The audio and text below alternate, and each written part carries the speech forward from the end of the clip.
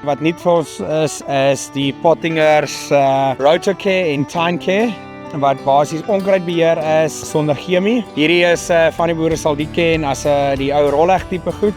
Dis basies 'n verbeterde stelsel van daai, waar elke arm individueel is. En dan die tande daar is die groot geheim van hulle, is dat die tande se druk, maak nie saak waar hy sit, dieselfde gronddruk vir jou gee. So dis twee goeders wat ons nou inbring, meer vir ons wil wegbeweeg van die chemie af of moontlik meer aan die organiese kant, daar wil werk en kostes bespaar op chemie. Okay, dan in ons Pottinger stal gaan ons van die hoëspoediste waar ons van 'n 3 meter tot met 'n 12 meter doen, ook met 'n hele klompie opsies en rollers van hierdie wat 'n packer roller is, of 'n conner roller wat soos bladvere is, wat meer in kleierige gronde wat wil pak, keer laat hy pak nie. Ons het enkel cage rollers en double cage rollers. So as jy enigiets in daai stal kyk, kom praat met ons. Pottinger is baie bekend vir die langslewendheid van 'n masjiene, veral met die dubbel arm stelsel wat ons op ons hoëspoediste het, wat maak dat ons rubbers 'n leeftyd hou. Ons het ook dan Pottinger is baie bekend vir hulle hoë kwaliteit hooi toerusting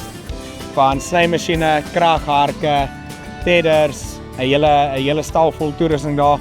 Als van prima kwaliteit, van 'n klein 2.2 meter snymasjien tot en met 11.2 meter. Kragharke ook van 'n 3.5 meter tot en met 14 meter en tedders ook van 'n 5.4 meter tot basies 14 meter.